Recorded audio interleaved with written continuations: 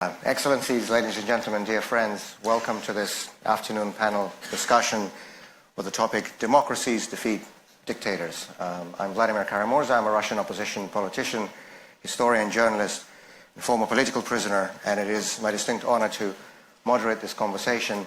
And I would like to, first of all, introduce our first speaker, Tawakkol Karman, is a Yemeni journalist, politician, and human rights advocate. She was one of the public faces of the Yemeni revolution in 2011 that ended the Saleh dictatorship. She has co-founded and leads the organization Women Journalists Without Chains, and she's a co-recipient of the 2011 Nobel Peace Prize. The floor is yours. Thank you. Hi, everyone. Hi, everyone. Assalamu alaikum. Peace be upon all of you. I'm so happy to be with you here today. And really, when Peter sent me an email and told me that the theme of the HALIFAX Security Forum is about democracy, I was truly so happy. So happy. And I said, finally, that those people who believe in security, that they will think about freedom and democracy at the same time. So, unfortunately, for many years and through my, trips around the world, when I was talking about our demanding, our desire for democracy and freedom, I didn't say that really believe on that stability in the region will come with freedom and democracy. So with this title, I think there is a new knowledge, there is a new movement that gather, that link peace with democracy. And we told them that real stability cannot come from dictatorship. And they told us that, no, you have to choose between security or freedom, between stability or democracy, as if these values cannot be together. But the reality is democracy is the real foundation of both the national and international global peace and security. The truth is that the absence of democracy is the greatest threat of both security and stability. Now, democracy, as you know, and as I said, that builds stability because it rests the legitimacy, not repression. Institutions, not individuals. Participations, not exclusion. So when people have voice, they defend their states, not fighting it. Democracy prevents crisis before it happens, because creating peaceful channels for grievance and competition, it's guarantee that to prevent the conflict before it erupts. It also guarantees the peaceful transfer of power, which is very, very important. Without that peaceful transfer of power is the main resource of igniting the wars and conflict. The democracy guarantee that the peaceful transfer of power. If the transfer of power is not peacefully, of course it will lead to the conflict and war. And it reduces extremism, and this is very important. It reduces extremism and it reduces the terrorism, which is, when people can participate, vote, protest, criticize, and organize freely, the appeal of violence disappears. It also fights corruption. It fights the abusing of power. And corruption and abusing power is really the source of the conflict and wars. Transparency will be there. Accountability will be there. People will be their voice will be the one who will ask the people in power on what they do and what will they do for the future of their countries. So, but the authoritarianism is something opposite. It fuels chaos, wars, terrorism, and mass displacement.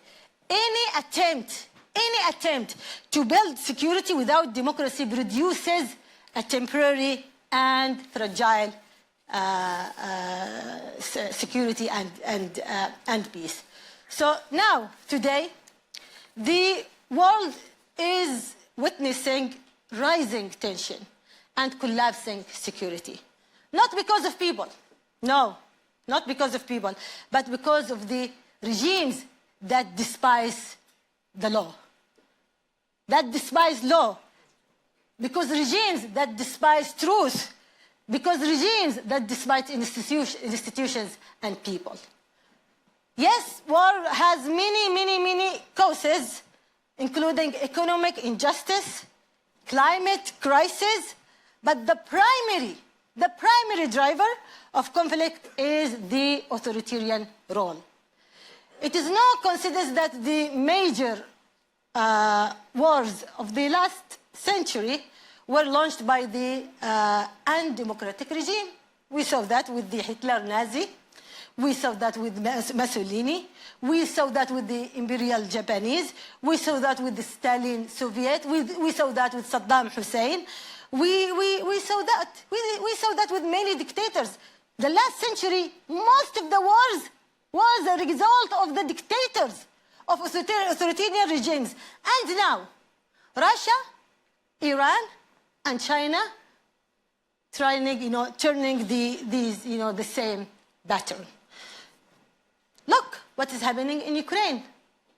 If Russia were a democratic nation, they wouldn't invade Ukraine. So the war in Ukraine wouldn't happen if Russia were democratic. It is the product of an imperial mindset that views nations as territories to be so loud. In Yemen, my own country, regional autocracies, Iran from one hand, Saudi Arabia and Emirates from other hand, both of them participated in collapsing my countries. And both of them participated in collapsing Arab Spring countries because they are afraid from democracy. Iran supported Houthi militia from one hand, and Saudi and Emirates, they have their own agenda to control Yemen, to occupy Yemen, and to practice their influence and hegemony in Yemen, and to divide Yemen. And they are an authoritarian regimes. In Sudan, the authoritarian regimes, UAE, fueling the war there, supporting the RSF militia, toppling the dream of Sudani people to reach to democracy, turning the great victory of peaceful revolution from a peaceful transition to the democracy to the civil war. And in Gaza, in West Bank, unfortunately what is happening there, the Israeli committing crimes there and the occupation there, it's really something seen of the authoritarianism and the new authoritarianism there. We see that also in Venezuela, in China. So even now, that is with the authoritarian regimes. Now let's talk about democratic regimes. Let's talk about the democratic regimes.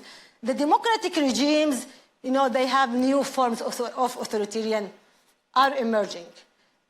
The first, the war on Iraq and Afghanistan, occurred, by the United States and Britain and some of the Western countries. Yes, they are democratic countries, but they didn't practice the democratic values and principles. So the democratic value, it is not just a system of government. It's continuous commitment to the rule of law, human rights, transparency, accountability, and human dignity. When those principles violated, any state begins to drift toward authoritarianism. And also, From other hand, what we see now, that now the democracy in these countries, in Western countries, is really in decline. What we see with the universities of president or faculty are being, dismantled. Students are being arrested. Freedom of expression are being eliminated. So, and also there is another tyranny there, which is the rise of hatred, of racism, of Islamophobia, of anti-Semitism, of xenophobia, and this kind of new authoritarianism. We should fight it, and we should stop it. So what should we do? What should we do? We must hold firmly to democracy. We must defend democracy, because it is the only weapon that we can face the dictatorship around the world. The most important weapon. And we should start, I am from the global south, and suffer from dictatorship, and still fight and sacrifice for democracy. But while I will not give up, my people will not give up their freedom and their will to reach to democracy, and we will win that battle one day. Sooner or later, we didn't, and we will not give up. But I'm saying that now we have to start from here, from the Western countries. From here, the Western countries, that they should defend on their democracy. Because if the democracy fell here, it will fail everywhere. So we need people in these Western countries to gather all the people who believe in democracy. They have to gather themselves to be governments, organizations, media, individuals. We have to be one hand to face all this, deterioration in democracy in the Western countries. And when we talk about defending democracy, it is not just to go to the vote, to vote for Democratic Party or Republican Party or any parties here in Canada or any. No, it is not just going to vote. It's a full recipe. Start with accountability. You should hold. I know that all of you are officials, but I'm telling you, and I'm telling myself, that you should be held accountable. That's very important. Accountability is very important to protect your countries. Otherwise, those people will hijack the power, and you will not regain your countries again. You will betray in your countries and in the coming generation. So it's very important. Full recipe, accountability, human rights in general. Start with the freedom of expression, freedom of the universities, academic freedom of students, the freedom of assembly, all transparency. I'm shocked with the absence of transparency that is happening now in the Western countries. I'm shocked because it was the biggest model that I dreamed for my country.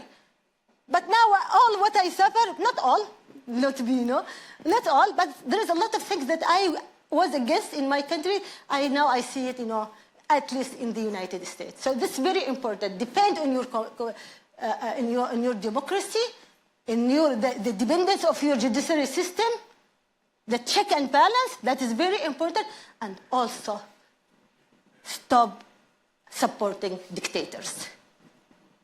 Stop supporting dictators.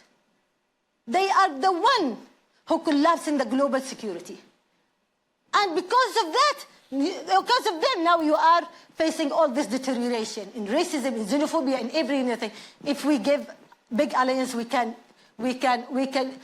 tell you how dictators in our countries spread their hands to your countries and collapse your democracy and collapse your coexistence and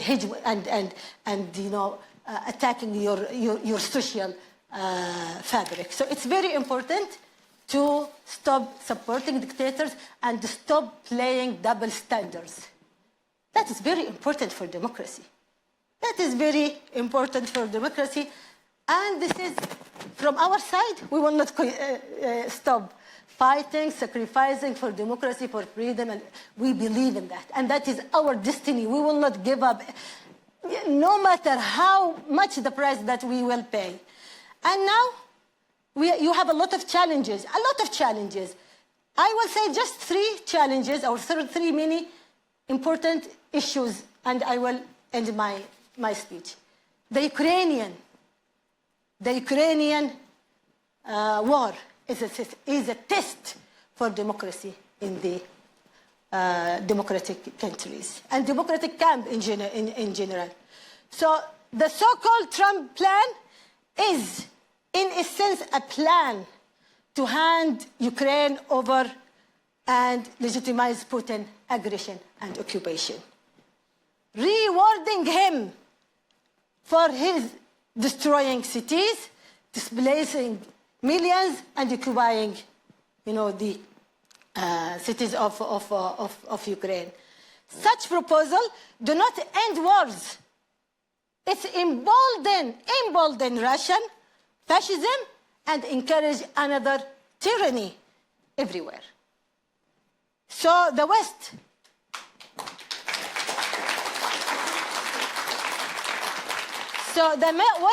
must ensure that Putin gain nothing. He should gain nothing, Putin, in this battle. And that Ukraine remains fully free, independent, and sovereign within all its borders, from the first kilometer on the Polish frontier to the last centimeter along the Russian border. This should be the free land of Ukraine. If we want to stop the authoritarian regime, we should stop Putin from his occupation and war in Ukraine. And Ukraine is the first line of defense of all Europe and all humanity. The second issue is my country, Yemen, and which is, you see, when you ignored the will of people for democracy and for freedom, what is happening? That there is a militia attacking the Red Sea and the entire global security and peace. So the democratic camp must support the Yemeni people against the Houthis and against Iran's project behind them. The Yemenis, supporting Yemenis, supporting us, we Yemenis are able to stop Houthis, not bombing Yemen, not occupying Yemen, not supporting Emirates who divide Yemen. This encourage Houthi and make Houthis stronger and stronger.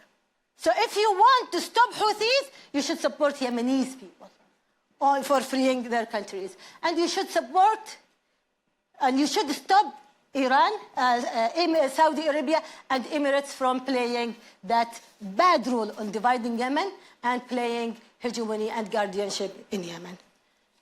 Palestine is very important. And I'm saying that not just for Palestinian people, also for Israeli people. It's very important that peace to be there. It's enough conflict, enough war because of the Palestinian issue, because of the Arab-Israeli conflict. It's the time to give Palestinian people their rights. It's the time for their self-determination. And it is not a luxury. It is not a gift. It's a right written by the international resolutions. That is very important for global security. It's your time now to stop. And it's very easy. Very easy. Give them right to self-determination, to build their new state, and they can. They can live with Israeli people. All of us, all the people in the region, we can. This is nonsense conflict and wars. We Muslims are Jewish, Christian, none can live with each other. But we need a brave leaders, like yesterday I said we need a brave leaders that give the first step for giving Palestinian people their rights for self-determination. So, thank you so much. I will end with a very few was that the authoritarian regimes wins only when democracies fear and abandoned their values. But when democracy unite, believe in themselves, and defend their values and principles, democracy prevails, democracy defeat dictatorship. Thank you so much. Thank you.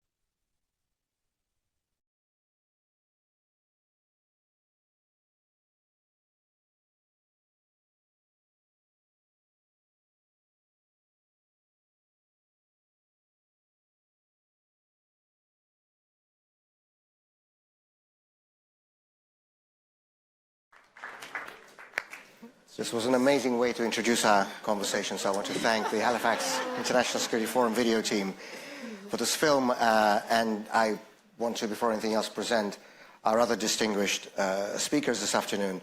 So to Tawakol's left is Olena Tregop. She is a Ukrainian civil society leader and a longtime champion for transparency, accountability, and good governance. After Ukraine's Revolution of Dignity, Olena worked at the Ministry of Economic Development and Trade, where she coordinated international assistance and launched several major reform programs. Since 2017, she has served as the Secretary General of the Independent Defense Anti-Corruption Commission, known by its acronym NACO. And alongside her anti-corruption efforts, Olena Tregop works to identify and close loopholes in international sanctions mechanisms directed against Putin's war machine. Olena, thank you so much and welcome. Thank you. To her immediate left is Dr. Comfort Arrow. She's the President and CEO of the International Crisis Group, an independent, non-profit, non-governmental organization that works to prevent conflicts and promote policies for a more peaceful world. She has spent her entire career working either on or in conflict-torn countries. Alongside her previous work with the Africa program at the International Crisis Group, Dr. Arrow has also served at the International Center for Transitional Justice and worked with the United Nations mission in Liberia. Dr. Arrow, thank you so much for joining this conversation.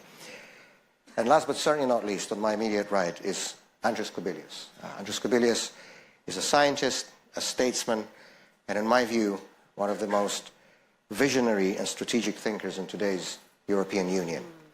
A co-founder of the Sąjūdis movement, the movement for Lithuanian independence from the Soviet Union, Andrius Kubilius twice served as Prime Minister of Lithuania and was a member of the European Parliament, where he was the standing rapporteur on Russia until last year. And since last year, Andrius Kubilius has been serving as the first ever European Commissioner for Defence and Space, perhaps the most important and the most challenging portfolio in today's Brussels. Andrius, thank you so much and welcome.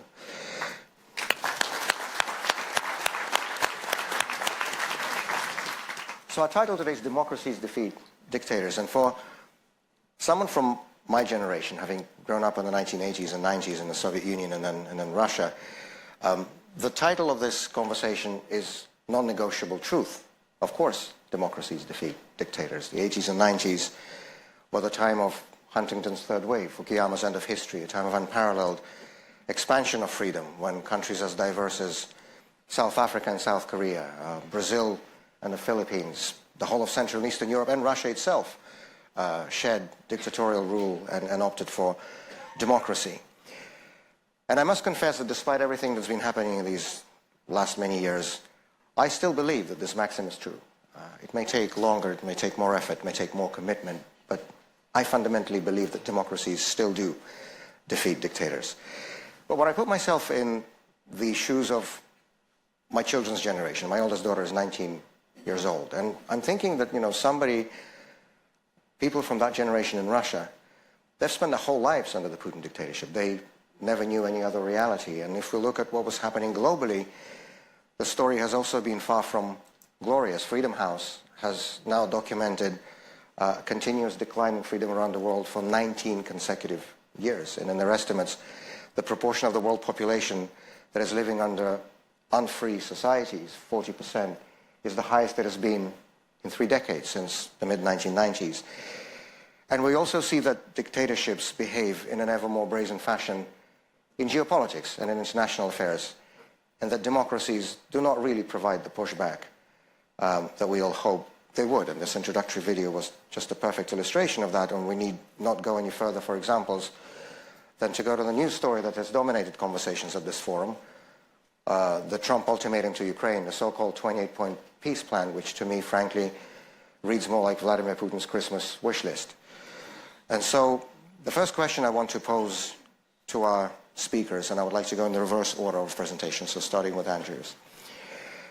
Do democracies still defeat dictators? And if the answer to that question is not certain, what do you believe the free world should do to make sure that democracy and democracies do in the end prevail? Andrius Kubilius. Well, thanks a lot, Vladimir, and pleasure to be here. Well, you presented me as a former scientist. It was so many years ago that, immediately I started to bring back my memories. And last year I understood some paradox in my life, that it was exactly what, it was possible to calculate, that I spent 34 years under, Soviet oppression and 34 years in Lithuanian democracy and European democracy. So I have, some kind of experience. And when I was looking at such a nice movie, it brought me again some of my memories from that, pre-democracy time at that time in Soviet Union, and how the change came. And the change came because at that time, the West has very strong leadership for democracy. First of all, President Ronald Reagan, Margaret Thatcher, and we can name and name and name, John Paul II, and the West has strategy. And that's what, in some way, at the moment, we're still missing. But since I came from physics, again, many years ago, I still have some kind of love to some kind of, try to find the law, regulation, and so on, what is behind the processes. And I was very much impressed by Samuel Huntington, third wave, where he explained that, democratization of the world in the 20th century was going in some kind of waves. The first wave was back in 1920s, second one after Second World War, the third one was exactly 1980s, 1990s. And as former physicist, immediately I calculated that the distance in between of those waves is around of 30 years. So we're coming to the, exactly to the fourth wave of democratization, if you look from that point of view. Now, more precisely, or more practically, if to speak, I see really, my now responsibilities and my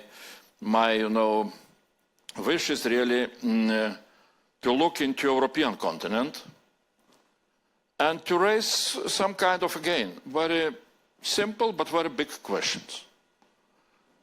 Can we imagine that on the European continent we can live in sustainable peace? Not only with peace in Ukraine, but for the whole European continent. To try to bring back this again, what I would call dream or whatever, or formula of all the Bush, Europe whole, free and at peace. Yeah, Europe whole, free and at peace. Because what we are, especially my country, Lithuania, Baltic states, we're living for hundreds of years in a permanent threat of Russian, authoritarian, Tsarist, whatever, Central Committee, aggressions, and so on and so on. The question is very simple for us. Can it be different? And if it can be different, then how we can go into that? I know that this topic, can Russia be different, is dividing the Western, community. There are a lot of people who have a lot of arguments why Russia is not able to become different, that Russia forever is authoritarian and so on. I'm always saying that this is not an argument which can, be very much convincing. Because I do not believe that nations can have a genetic disease which does not allow it to become democratic. Somebody is saying China never will become a democracy because of Confucius, philosophy and so on.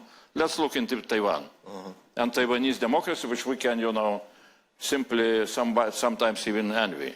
Or let's say, I know some Russian historians are saying that Russia cannot become a democracy because still it lives, with some kind of legacy of Tatar-Mongolian, ego, occupation, and so on. Let's look into Mongolia. And Mongolian democracy, different, global democracy evaluations looks quite good. So that's my argument. Now, coming a little bit, closer to so what's really what we can do and what is needed here. And in my view, really we still are missing, first of all, some kind of European Union strategy, how we can help transformation of Russia back to normality. That is, in my view, when we are talking about can authoritarian, can democracies win against authoritarian regimes, I would say, or can democracies defeat authoritarian regimes? For me, the question is not can we defeat Russian authoritarian regime or not. For me, the question is can we win Russia back to normality? And here comes the question of our strategy, how we can help. Of course, we shall, all the changes can come only in Russia itself. Changes, Russia can become a normal country definitely without Putin. I do not believe that Putin, can change itself into good friend of all the democratic countries. And so then the question is, I see very crucial moment exactly now. Because the changes or possibility of transformation in Russia can come, first of all, if we as Europeans would have very clear and strong strategy towards Ukraine, and if we would understand that exactly strategy towards Ukraine, creation of success of Ukraine, is a possibility to assist Russian transformation. So that is what is needed at the moment. That is why we need to see our support to Ukraine, which that Ukrainians deserve all our support, but we need to see also that this is a gate to something bigger, to possibility of strategic changes, geopolitical changes, tectonic changes in the whole European continent, and this is the way how we can get possibilities to live in the European continent with a sustainable peace. Thank you so much. Thank you so much, Andrius. And I think it is an undeniable lesson from Russian history that internal repression and external aggression are always two sides of the same coin. And whenever the government in Russia is disregarding the rights and freedoms of its own people, it's not going to respect the borders of its neighbors. So I think that your message couldn't be clearer that, frankly, the only true guarantee of long-term peace and security in Europe is a democratic Russia. Dr. Confedero. Thank you, and thank you for this particular theme, but for the entire weekend. I just want to pick up and really thank you for your speech, because I want to flip and dismantle the title of the session. Because as a conflict prevention organization, we don't principally work on democracy, but it's one of the key indicators that we look at. And we have been facing this challenge for quite some time. But suddenly it's taken on a different meaning. Why? Because suddenly we find the West, which was a concluding part of your remarks, we find that the West itself is in crisis. A crisis about self-doubt, about its confidence, but a lot of the values that it has underpinned its own societies. And suddenly, this big question about defeating dictators, dreamers, things that the rest of the world, quite frankly, has been battling with for a long time. So first, credit to the HALIFAX for putting, I would say, the West on a spotlight, because that is my big takeaway from this conference. It is about the challenge, whether it's existential or not, I don't know, but it really is also about Western version of democracy. I think we should be frank about also what we're talking about as well, and that's what you are going to. Because a lot of these issues that we're raising today didn't start on February 2022. Didn't start also with what was going on in Gaza. In fact, Gaza is a symptom of that as well.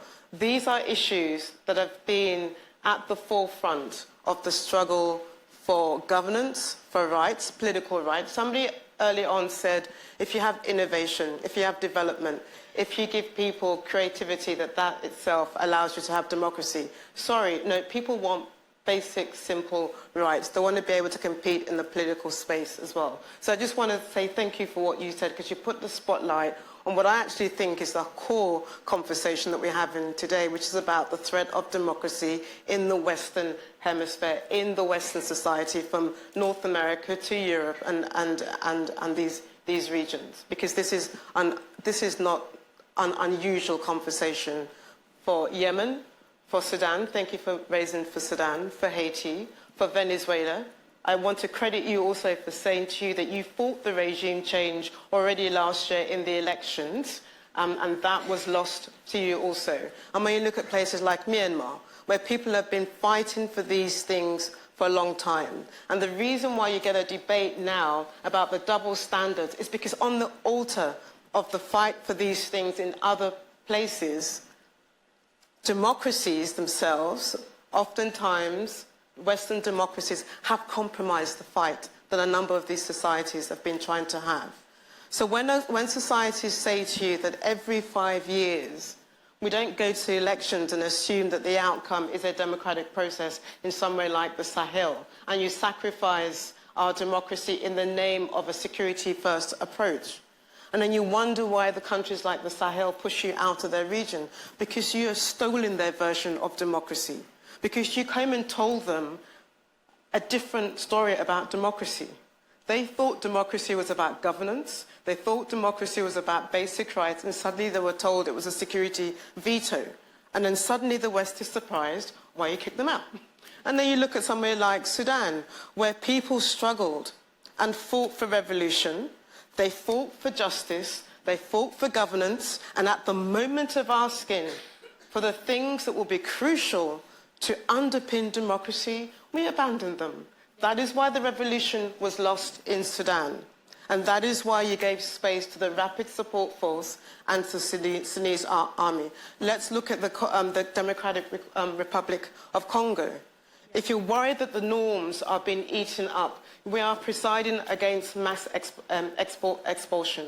We are facing down territorial grabbing. We are facing the worst norms of non-aggression. It's not just happening in Europe. It's happening in the Great Lakes regions. But there's no consensus, there's no unity among those who are the custodians of democracy. They abandon those rights, they abandon those values on the altar of the Great Lakes. And let's look at Venezuela. When it suits you, you talk about democracy. When it doesn't suit you, you talk about trafficking. The same with Ecuador. In Ecuador, you decide, well, this is the kind of government, this is my friendly government, so I ignore the fact that most of the drug trafficking that we're watching today is also taking place in Ecuador. But we quite like the government there, so we'll abandon democracy as well. So I think we should also call out what we're really talking about, that we've seen an existential crisis in the western part of the world where there's been a high-stakes complacency about what democracy means. And you wake up and suddenly you find out that the values and norms and principles that you espoused, that you preached around the world, suddenly is being torn down on your borders as well. And that is why now you have this unfortunate contest, an unfortunate doubting, an unfortunate questioning about what we mean about democracy, when so many people have been fighting for democracy for a long time. So I really want to thank you, because you put a spotlight on what I think is the other elephant in the room, is that what do we in the Western world really understand about democracy, and making sure that we do not undermine the values that you seek to implant in other places of the world. Do not sacrifice them for the sake of a security-first approach in other parts of the world to get your own national interests secured as well. Thank you so much. Thank you, Dr. Arrow. Olena Trego. Thank you. And I'm honored to be here, and I want to start by thanking HALIFAX Forum and Peter for the moral clarity of this gathering, for how much you put Ukraine at the spotlight, and for you to help everybody understand that Ukraine war, it's not just one of many conflicts in the world. It is the war that will determine the future of democracy, the future of freedom in the world, whether we will be able to preserve our security, our way of life. And it will influence not only the future of Russia. I agree with Andrius, of course, that the future of Ukraine, the Ukrainian victory, it's the best recipe for transformation of Russia. That's 100%, but it's not about Russia only. It's about the future of South Korea, the future of Taiwan, the future of China, of Iran, of all those beautiful leaders that we saw in the video. We in Ukraine now are at the forefront of this big fight between two models, dictatorship and freedom and democracy, and we essentially became the victim of Russian aggression just because Russia did not like that Ukrainians are democracy, Ukrainians are free people. This aggression started after Euromaidan revolution, after our people demonstrated their power, and Putin hates those kind of things, and Putin doesn't want a big European country next to him where people are like that. And thank you that at HALIFAX this message is very clear, because I go to different conferences, and believe me, it's not like that everywhere. I have to deal with a lot of disinformation, and I'm actually even convinced that dictatorships, including Russia and China, they are winning their information war, because the messages I hear about even from Western speakers, like the British journalist, about staged Western coup in Ukraine, or from a German historian about Ukrainian Nazis, I hear all of that even today in 2025 in European countries. And this is very disturbing. This is absolutely true. It's happening because democracies, the West, they lost the clarity. They started to have doubts in themselves. And I hear these conversations in the West, in Europe, where people are saying, hey, we cannot build children's hospital for 25 years. We are so incapable, but Chinese would build it in 1 year. And China now has better technology, and why don't we all be like China? Or let's look at Russia. Russia has such a great charismatic leader, how great it is. And when I, as Ukrainian, hear this, of course, it's very painful, because my nation are actually the people who are ready to die for values, who are ready to die for freedom, for democracy, and those are not empty things for us.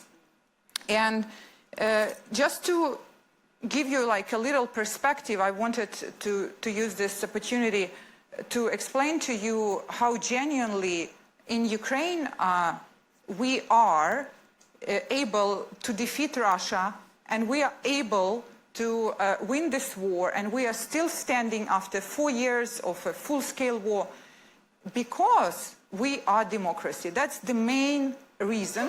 It's a symmetrical war. Russia has almost 5 times more population. At the beginning of the war, Russia had 10 times bigger defense budget. Russia has its allies, but we are still standing because in Ukraine, our society demonstrated innovation, creativity, demonstrated a lot of initiative in order to defend their own country. And I am Ukrainian myself, but I myself was amazed at our Ukrainian people, how they stepped up and how they decided to defend their country, not just in military terms, but civilian-based defense, meaning that in Ukraine we have this network where everybody thinks, how can I contribute to defense? If I am IT developer, I would want to develop maybe software for drone, and it's incredible if you think about it. Our very successful information management like software for the frontline called Delta, which is owned now billions of dollars, was developed by an NGO, and it was proposed to Ukrainian army after beginning of the war in 2014 that, look, you have a paper army, our army was not reformed, and it's very hard, and you need to have a short decision-making cycle, around 7 minutes from top to bottom. Why don't we make everything cloud-based? Why don't we digitalize everything? So citizens came to military and they cooperated and they made it happen. The same thing with the fact that, of course, we are now the drone capital of the world. Who created all these things? Ukrainian citizens, the civil society did this drone innovation. Other things like basically everything you see in Ukraine, even I myself, I represent Anti-Corruption Council of the Ukrainian Ministry of Defense. How do we have Anti-Corruption Council in Ukrainian Defense Ministry? It's just very simple. After we had a corruption scandal at the beginning of the full-scale war related to procurement of food, we came to the ministry and we said, Ukrainian society is not happy about what's going on. We would like to propose that you create an oversight body, you select 15 people from society and empower them to oversee some big procurements and give them access to information, because this is what society wants. And in Ukraine, usually officials say yes to these proposals. And that's incredible, because there are not so many countries in the world where state and society is that open to each other. And this is our secret weapon. And it's very sad that Russia and Putin, they don't understand the power of one single person, the power of society. Putin, why did he decide to attack Ukraine after he saw Euromaidan revolution? Why he did not understand that all those people on Maidan, They stood up against corruption, against Russia, because they wanted to be free, they wanted to be European. He decided he did not believe that those are people. He decided that this is all somehow staged by his enemies, by the West, and so on. Then he tried to invade Ukraine in 3 days, but then those same people who were standing on Maidan, they went to defend Ukraine. They prevented Russia from taking over. And this is very sad, that those dictatorships essentially, they don't believe in the power of each individual person. I think we should win this war. We should prove that every person matters and the freedom of individual matters. And actually, democracies are stronger than dictatorships because of that, because of all this creativity and innovation. And now, in particular, my organization, we are starting in detail how Russian war is sustained by cooperation with China, North Korea, Iran, how those countries are providing lifeline for Russia when it comes to Russian technology, Russian ammunition, Russian covering up internationally Russia, defending them from sanctions, from economic collapse. And what we see actually, that this war, it's not only about changing our world into a multipolar world, but it's about essentially building this authoritarian alliance. And we see it more and more, especially after 2022. And we will soon release our study where we analyze in detail about how they exchange intelligence, how they exchange technology, how they essentially work together to defeat democracy. And it's pretty scary, even though it's not an alliance where those are 4 countries that are really trusting each other, and it's not a multilateral alliance, it's more a patchwork of bilateral agreements and relationships. But the way they intensify this cooperation and the way they basically have this target to destroy and to undermine and to build the war machine, it's pretty scary. And I hope that we will become awakened by this here in the West, in Canada, in Europe, in US, because essentially I think everybody in this room doesn't want to be living in a dictatorship, and we still believe that democracy can be successful and a wonderful place and environment to live in, and we should be ready to defend it. Thank you. Thank you so much. Thank you very much. And I think it's a very important message that it's Ukrainian democracy that Putin sees as the threat. You know, when Putin talks of Ukraine as a threat in his propaganda sort of sense, there's actually a grain of truth in that, not of course in the sense that he means it, because yes, we know that the hot phase of the war began in February of 2014, but actually if we go back to the hybrid methods of the war the Putin regime led on Ukraine, it goes all the way back to 2004 in the presidential election when the Kremlin tried to push its puppet Yanukovych to power. And then after the success of the Orange Revolution with all the energy blackmail and the gas wars, this has been going on for more than 2 decades, because I absolutely agree the biggest threat that Putin sees is our closest neighbor becoming a successful democracy, because it would only be a question of time when Russian citizens would start asking, well, why do our closest neighbors have all these rights and freedoms and we do not? So this is a central message, I think. It's not only the Ukrainian state, it's Ukrainian democracy that Putin finds so threatening to him and to his dictatorship. Tawa Kolkraman. I like all the comments here, but something is very important. You said that comparing between the China and as a authoritarian regime that has all that successful in development, while there is deterioration in the development in the democratic countries. With this, China built one hospital in one day, and for me, I want to fix my bedroom. It will take 1 year in the US, for example. So this is very important comparison, and but it's dangerous, and we shouldn't accept it. We shouldn't accept it because, and before I'm going to the details, there is a very dangerous war against democracy as an idea. And that is very important thing. It is not just the occupation, it is not the authoritarian regime wage wars and make violence, but there is something, another war, which is creating a new narrative that democracy is not helpful. Democracy is not working for nations. Democracy is lazy. Democracy, etc., attacking the idea of democracy, and we shouldn't allow that. Because the problem is not with the democracy as an idea. It's because of the democratic countries didn't implement the criteria of the democracy itself. This here is the problem. We shouldn't, and I listened to this question many times. Many times, it's through 3 years. Does this democracy works? Is it a good tool of governance? It is. So no, this is not the question. The question is, did we implement the democracy in a very well way? Is there a real democracy in the United States, for example? I will tell you, no. No. Democracy that doesn't guarantee accountability, that allow,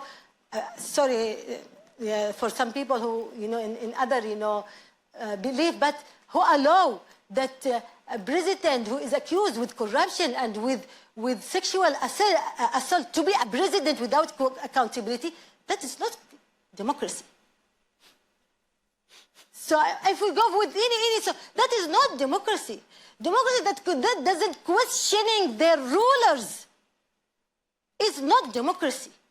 So what is happening? The deteriorating is because we didn't, because I am one of them, we didn't implement the democracy as it should be.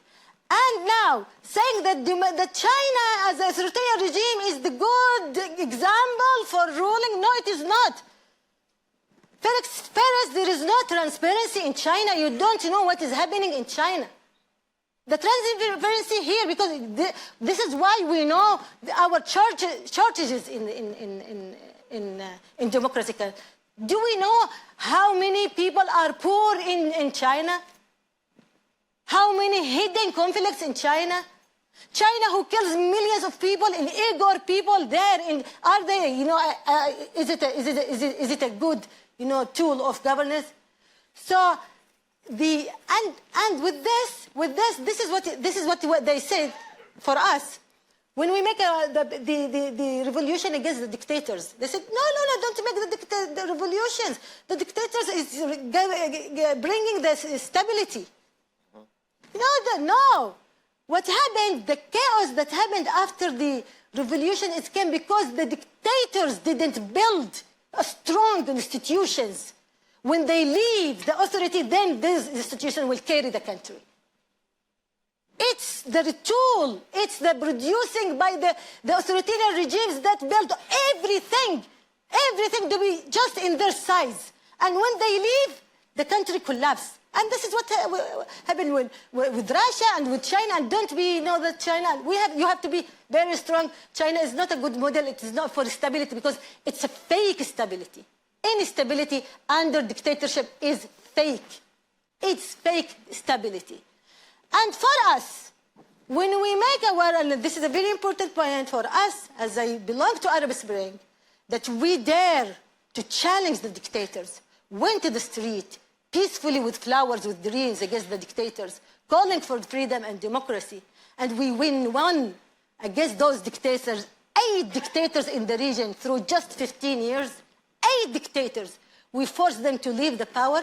And inside the transitional period, we made a great successful. 2 years, 3 years, 4 years. There was some small mistakes, but we did a great successful in the transitional period, with democracy, with freedom of expression, with many things. But what happened after that? What happened after that is the counter-revolution. Counter-revolution that doesn't want democracy to prevail. Counter-revolution that toppled the democracy in Sudan. Counter-revolution that toppled democracy in Yemen, led by Saudi, Emirates, and Iran. And with the complicit of some of the Western countries. And they see to us that we don't deserve democracy. Those people doesn't deserve democracy. They let dictators rule them. Shut up. Shut up. Shut up. We deserve democracy, and we will gain our democracy, and we will serve the world with this democracy. And it is not for our sin, it's for all the humanity. Really, it's for humanity. So we are in that battle, and we know that democracy deserves that we die for it. Yes. Democracy, and we will continue that. So no one tell us that China is a good model, that Putin is a good model, that even America is a good model. No. We have our own model for democracy. Full recipe. Full recipe. Accountability, transparency, rule of law, the independence of judiciary system, freedom of speech, women's rights, kids' rights, all this, and this is what we will do. Promise. And we have to be together to do that. You have to believe in yourself. And you have to believe in the people. Really believe in the people. The people who were very brave to step down Bashar al-Assad, to step down Muammar al-Qaddafi, to step down Ali Abdullah Saleh, to step down Hosni Mubarak, Ben Ali, who ruled Yemen, the region for decades. They are... And to step down Putin. I trust that Ukrainian people, you don't need even the American support. You will free your country. Don't give up and don't accept the Trump recipe for the peace. Thank you. You're welcome. Thank you so much. Thank you so much for this. And to the point that, you know, this false argument about dictators offering stability, I think it's actually difficult to think of a more unstable system where everything depends on one person. As Mikhail Bulgakov wrote, the problem is not only that a human being is mortal, it is that he's mortal unexpectedly. And this is the most unstable system, I think, that we can find on the planet. We have a few minutes for questions from the audience. Please, when you ask a question, identify yourself. Please stand up, please identify yourself and indicate whether your question is directed at the whole panel or at any particular panelist. Sir, we'll start with you, and there's a microphone there. Thank you. Rafael Rohozinski, SecDev. It's a security conference. One thing that struck me about the video, that not only were we talking about dictators, we were talking about nuclear dictators. I think that's something that really bears us to think about. Are there limits to the way that democracies can defeat nuclear dictators? In the sense that moral assuasion, I'm with you. You know, democracies offer a model that perhaps dictators don't. But at the end of the day, if we look at why Trump's 28 plan to Ukraine is being talked about and why Europe's plan probably never will, it's because the U.S. is a nuclear power. So I think that's a very logical question for the European Commissioner for Defense, Andrius. Well, I would not answer the question, will Europe have, nuclear power or not? Because who knows? We are now, standing for independence of Europe, as Commission President always is repeating. So let's see. But well, yes, nuclear power is quite a important argument. But nuclear power is important in some way when you are talking about relations or disputes among members, among different countries. I don't know if nuclear power is very strong in defending dictators against their own people. And what, and when we are talking about democracy defeating dictators, I am not so sure that this is a very, how to say, precise formula. Dictators usually are, defeated by their own people. The question is, how can we help those people? How can we encourage those people? How can we help the countries of fresh democracy? Because if you will look into developments of democracy, sometimes it's more difficult to stabilize young democracies than to remove dictators. And that is what we have seen with Arab Spring and so on and so on. And where we can come with a lot of different assistance instruments, how to help those young democracies. So nuclear is nuclear. Nuclear is, there are some military people from Europe, they can explain much more than I, about about nuclear developments and how Europe will move. But nuclear is not, in my view, is not so powerful when we're talking about dictators against their own people. Thank you. Professor, please have a microphone in this area. Yeah, that one's closer. Hi, Rosa Brooks, Georgetown University. I come from a country that used to call itself the leader of the free world. And I wonder if you could talk about, from your perspectives, many of you, what does courage look like from U.S. allies today in talking to and about the United States? And you've emphasized the importance of courage, and many of you have taken risks and suffered enormously for standing up for human rights and democracy. We're at a moment when I think it's fair to say the elephant in the room is that my country is sliding in the direction of dictatorship. And we're all here being rather polite about it for most of the day. What should diplomats say, diplomatically or undiplomatically, to and about the United States at this moment to help it remain the democracy that we all want it to be? Thank you. Well, I will say it. Oh, I thought you were going to say it. You want to say? No, you'll please. say it. Yeah, no, I think that Ukraine is now the leader of the free world. Yeah.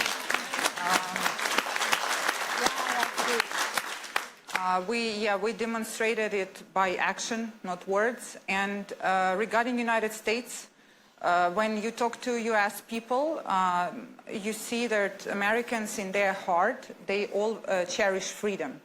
So it's hard to imagine how they can turn into being a dictatorship. And I believe that U.S. will bounce back from the current environment you have.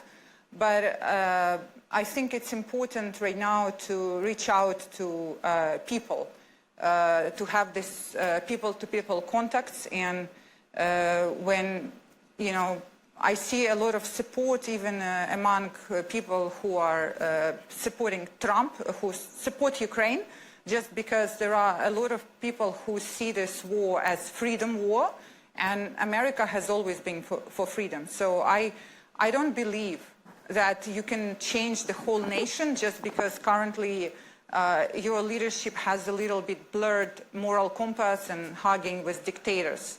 Because America is American people, not leaders. Yes, yes. I agree. I agree with this, that American is American people. I lived in America last years, and before, I love them so much. I really, not just American, all Western countries, people, they are so kind. They are so, when they listen to your stories, they really want to help. And in general, the problem with you is with policies, not with people. And now we have a very big rising in the... Look, there is a rising of dictators, but at the same time, there is a rising of people, of the awareness around the world. And this is the biggest victory for the humanity now. And this also came by the social media, by the Gen Z, that they are so brave, and they say the truth. And this is also what I want to tell you about your question about diplomacy and diplomat people. You have to say the truth. You don't say that I am a diplomat and you hide the truth, because you have something that my country has their, their agenda or their policy in some time, so I will give them advice on the law. When you see something, tell them the truth. Tell them the real advice. One of the things that make Yemen fell under the Houthi militia coup, it was the misleading and misinformation came by the ambassadors. By the ambassadors to their countries or to the world. They said, and if you read the statements of the ambassadors in Yemen, while Houthi militia wage their coup, you will hold them accountable. We told them that they are militia. They don't believe in democracy. They are racist. They They will kill Yemen. They said, no, they just came and they will eliminate some traditional power. They helped them. They raise, reports. Because they hate some group or that, or one group or that group. No, say the truth. And now even with what happened in Gaza, and I have a lot of friends, they are Israeli people, they are Jewish people, they are against what's happening in Gaza. They said that there is genocide there. So you should say that there is war crimes in Gaza. Say that as ambassador. Either your government accept or not accept, say it. Say it. So it's say the truth. Sleep with your conscience, satisfied. That's it. Enough. Again. What happened in Yemen? Just look what ambassadors wrote when Yemen fall under the Houthi militia coup. I invite all of you to see what American ambassador said. They told him that they raised the death of America, death of Israel. He said, no, it is just slogan. They don't mean it. He says that. The same thing with the European ambassador, British ambassador. They play a very bad role on helping Houthis to invade Yemen. And the same thing then with Saudi Arabia and Emirates when they waged the war. Thank you.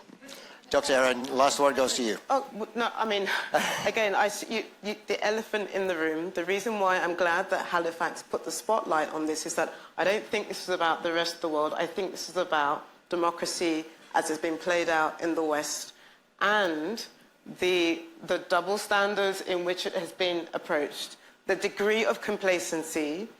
We pay lip service to conflict prevention. We pay lip service to early warning. We pay lip service to all these governance rules, and suddenly you're seeing a tsunami of events that, quite frankly, the original sin, where do you want to put the original sin? 2014 or 2004 or 2009? Every effort that could have been taken to avert a Ukraine situation. Right? There was so many I told you so situations. So, Peter, thank you for putting this on, because this is not about the rest of the world. This truly is also about the compromises, too many compromises, that have been made by a number of countries who, quite frankly, knew what was going on, but in the name of national security, chose shortcuts. And so this is why we have the catastrophe that we're seeing today, not just in Ukraine, by the way. And I appreciate the focus on Ukraine. But we are watching catastrophes in so many other parts of the world. And I'm sorry, but if you think the norms collapsed in Ukraine, they collapsed quite some time ago. In Syria, in the height of Libya, in the height of Egypt, in the height of Sudan.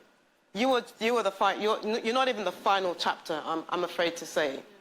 And we keep paying lip service to all these things, and I'm sorry to say you're not even the final chapter. Because we saw Gaza, and Gaza is not even the last chapter. Yes, no. So thank you for raising this, Peter. But we cannot afford to continue to be complacent, because we will be back here next year, and I will have a list of other countries for you to be concerned about. If you think the rules have been smashed, they were smashed a long time ago, before you got to the doorsteps of Ukraine. I'm afraid to have told you that. What I meant is that it got to a new level. What country before Ukraine was invaded and its territory was annexed last time before in history? First state-to-state territorialization in Europe since the Second World War, with Crimea in 2014, in 80 years. But even worse than that, do you know how many times we've said never again? Yeah. Yeah. Do you know how many times? I've lost count. Yeah, of course. Which is why I say, I'm sorry to say, you're not the last. Gaza will not be the last. You will sit here next time and we'll count the amount of times that everything is breaking up. But faith in people and everything that you've said.